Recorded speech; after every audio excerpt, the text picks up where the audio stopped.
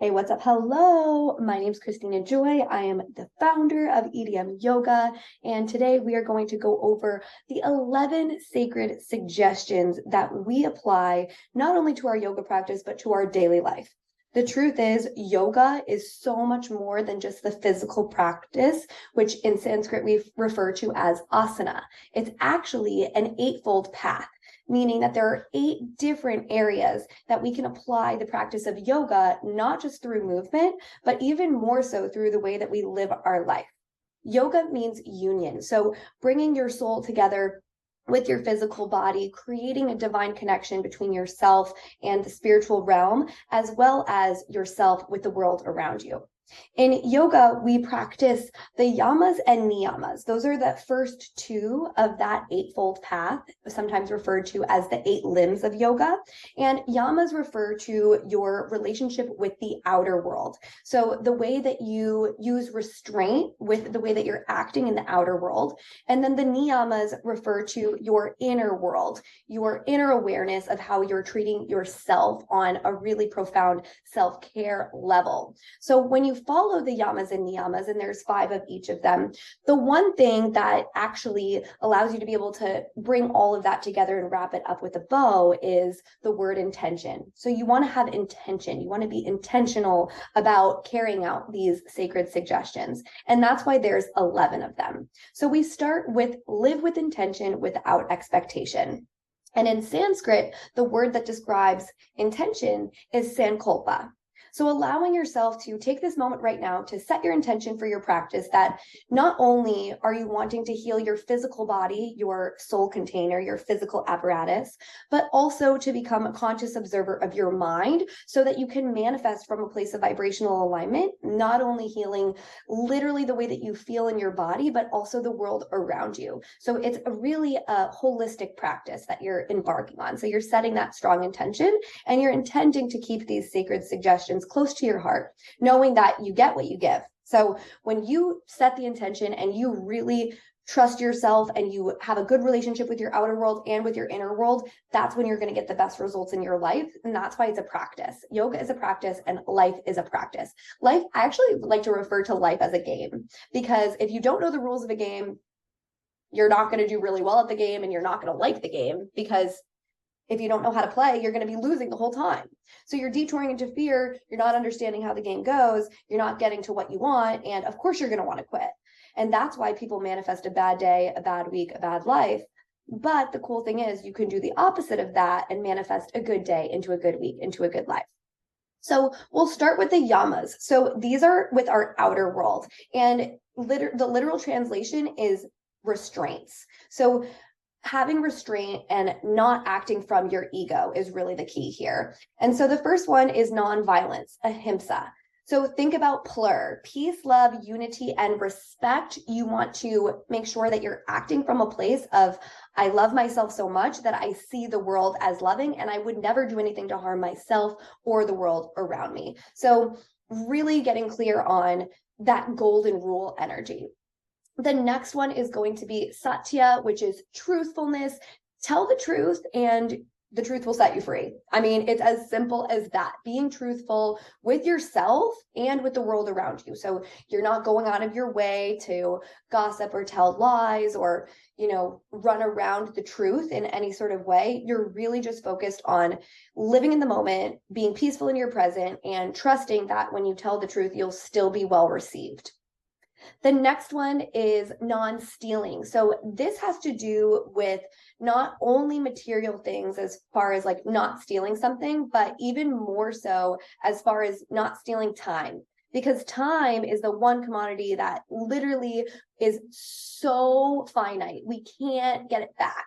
And so if you're wasting someone's time, this would be considered that you're stealing their time.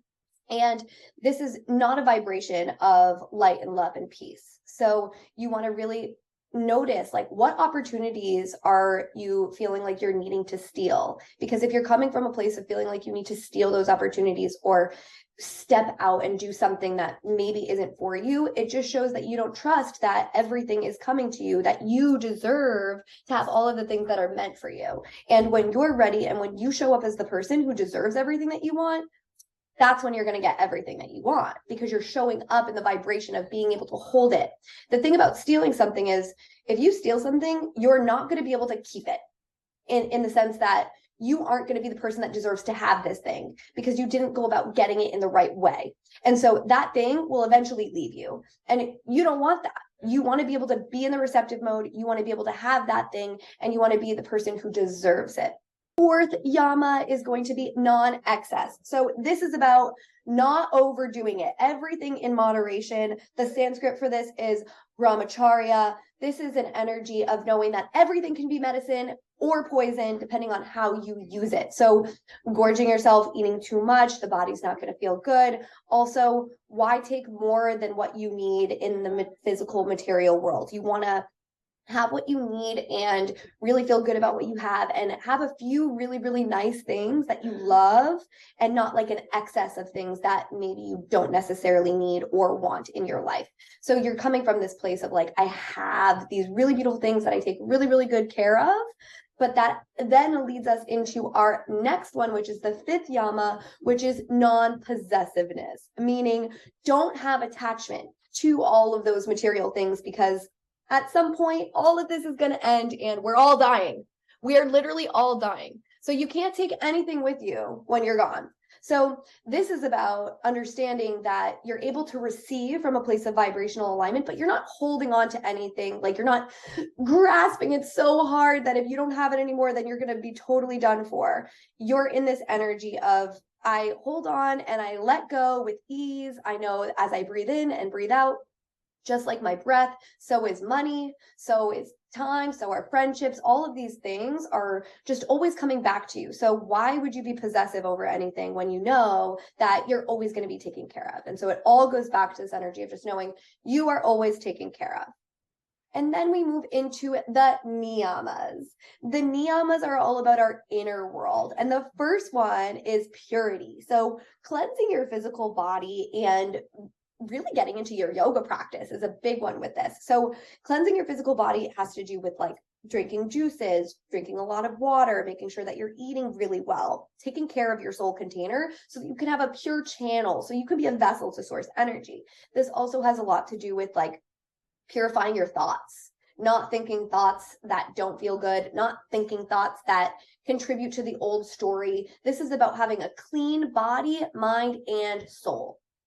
And the next one is going to be contentment. Contentment is all about knowing that in the present moment, you can be complete and happy and absolutely accept everything as it is. And a quote that comes to mind is from Bashar. Bashar says, circumstances do not matter, only state of being matters. Which means that if your circumstances aren't necessarily exactly what you want, if you focus on them, they will continue to be that way. But if you choose to focus on telling a new story and starting to see your life the way that you want it to be, that is when you are going to be able to manifest from a place of vibrational alignment, and all of those things that you're wanting will come into your life. So not only is this about you being the person who deserves what you want, but this is about the person who can actually visualize and see what you're wanting before you actually have it. So not only are you content with where you are, you're also content with knowing that what you want is coming. So you're not in this energy of like, I don't have this thing and I want it, because if you hold that frequency, you're never going to get what you want, because you're going to be in a vibration of fear and a vibration of lack.